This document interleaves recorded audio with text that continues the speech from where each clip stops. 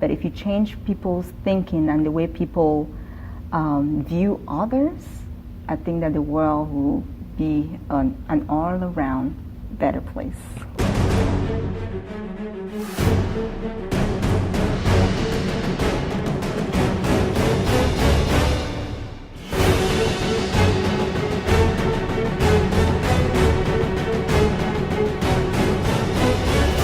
Hello, this is Marco LeRoc.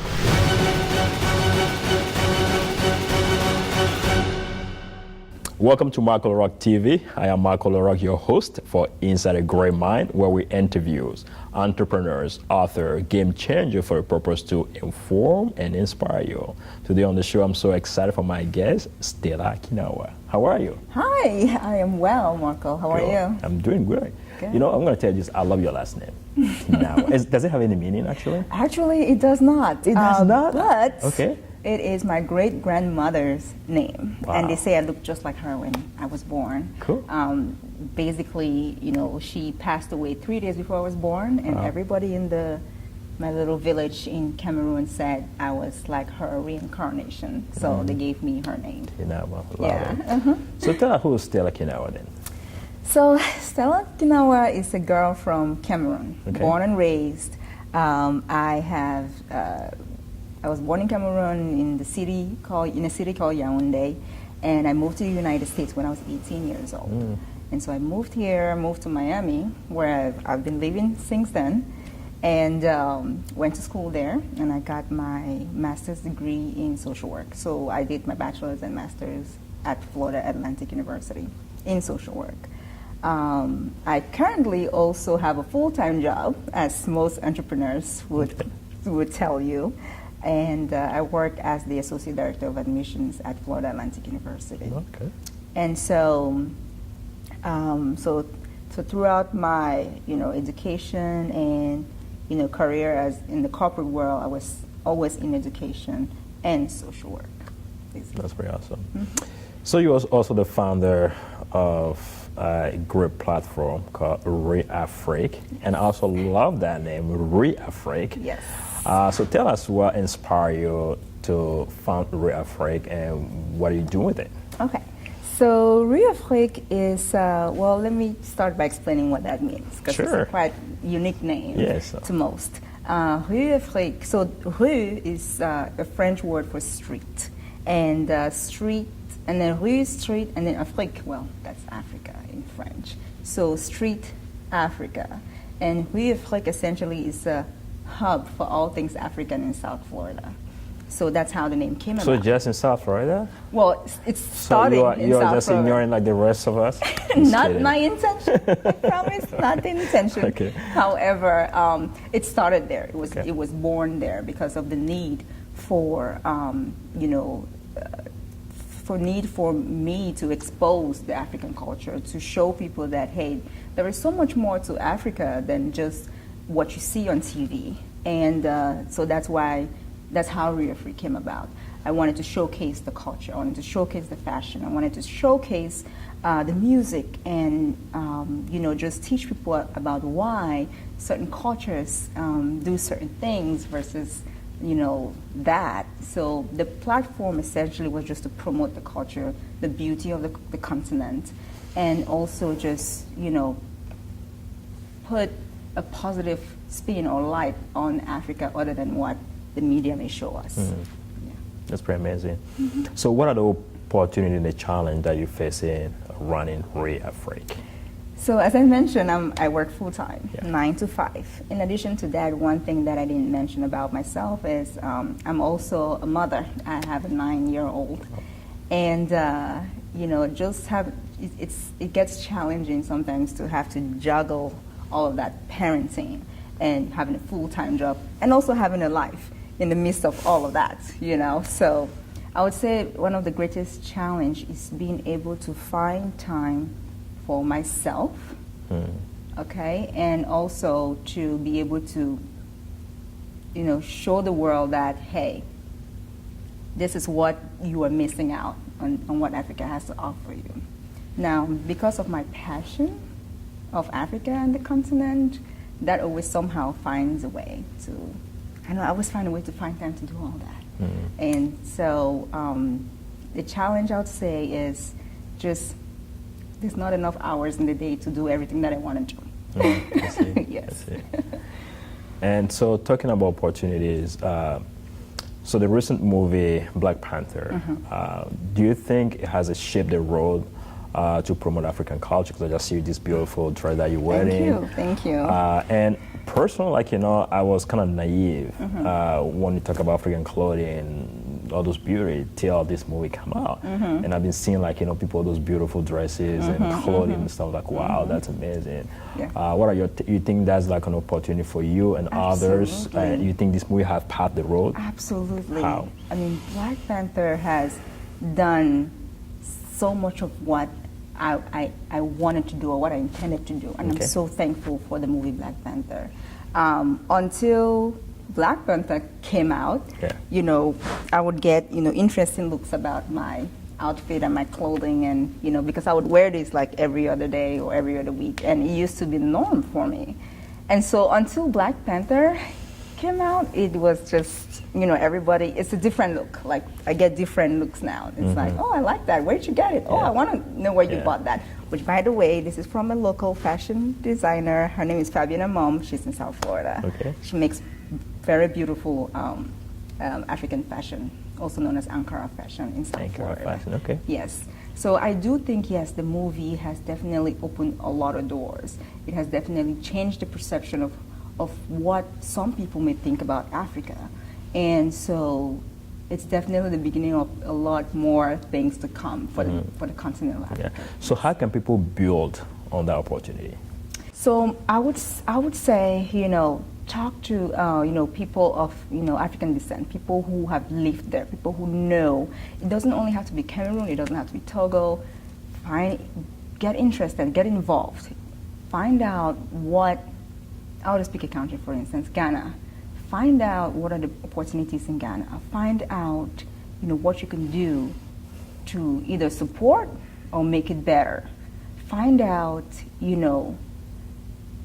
you could live there, find out if you could just go and travel, go check out the place, and see what it has to offer. You'll be surprised, you'll be shocked. I haven't been to Ghana per se. I've lived in Cameroon all my life, well, until I was 18, and I would tell you, I would go back home in a heartbeat.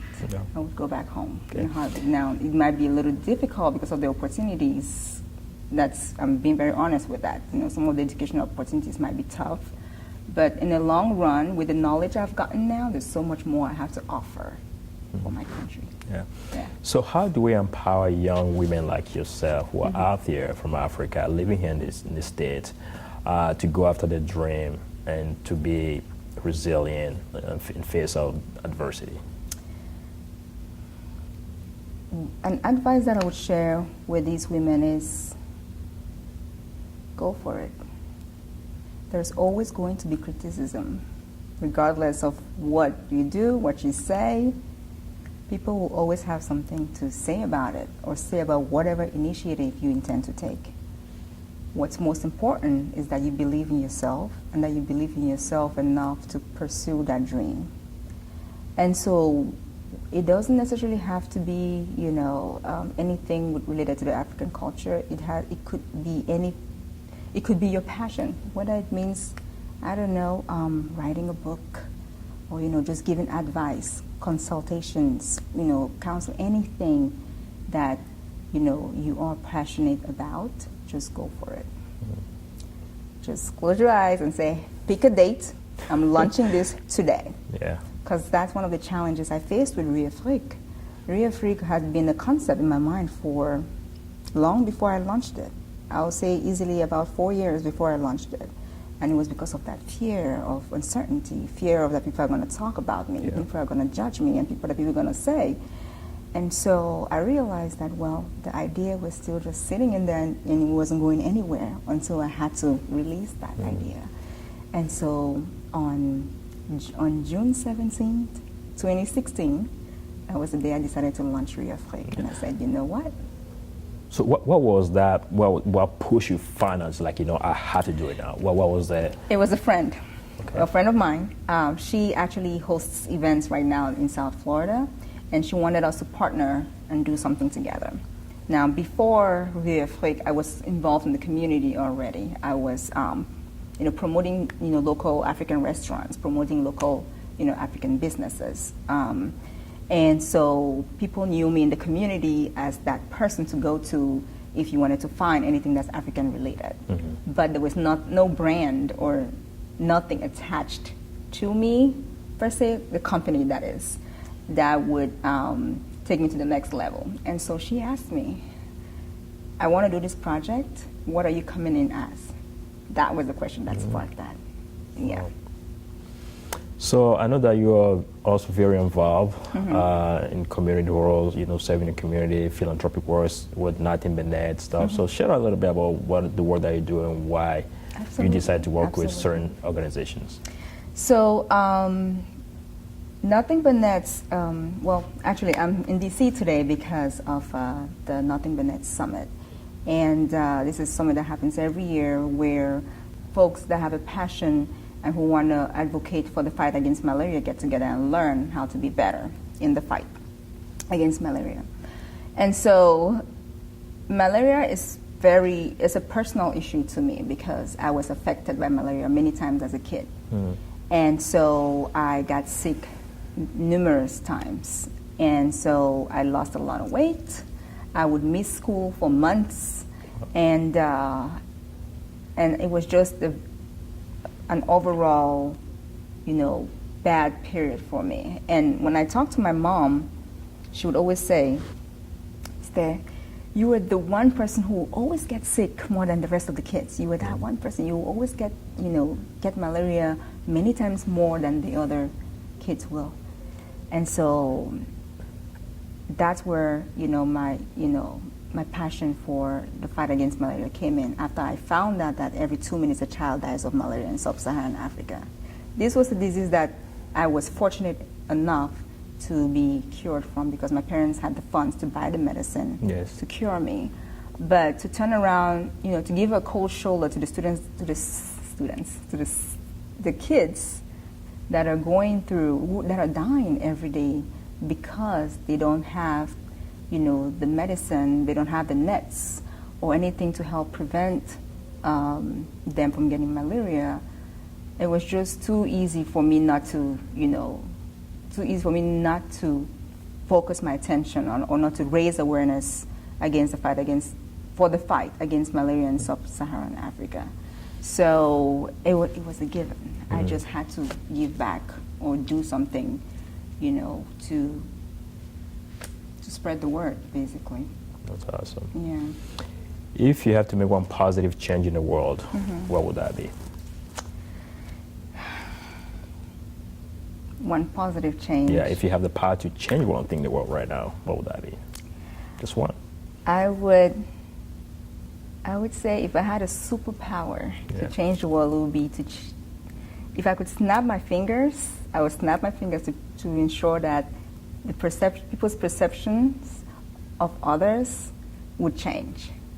In other words, I would like people to see others as human, as another human being, regardless of color, regardless of race, regardless of ethnicity. Just look at me and care for me because I'm a human being. Look at me and care for me because I'm your brother or I'm your sister. If I could just snap my fingers and then everybody's mindset could just be like, we're now together, we're now one, I think that the world will be a better place because it begins in the mind, it begins in the soul, it begins in the heart. Tangible things don't really matter. But if you change people's thinking and the way people view others, I think that the world will be an all-around better place, in my opinion. Cool. Yeah. What would be your last advice to my audience? Well, an advice that I have to share to fellow entrepreneurs and upcoming entrepreneurs would be to not to give up. Don't give up. There are a lot of obstacles in whatever path they choose to take, and just that they should remind themselves that every obstacle is actually an opportunity for growth. an opportunity to learn, an opportunity to be self-aware of where you are, but know that every step that you take is always a step in the positive direction to achieve your goal. So don't give up. So how can people find more about you, the work they do, and they can support you, so they can support you? Sure. I have a website, www.rueafrique.com. Rueafrique. RUEAFRIQUE.com. And I'm also on social media, Okay. Instagram, Facebook, and Twitter at Rueafrique. Awesome. Stella, thank you so much for your time. Thank you. Awesome. Thank you so much for having me. Yeah. Appreciate it.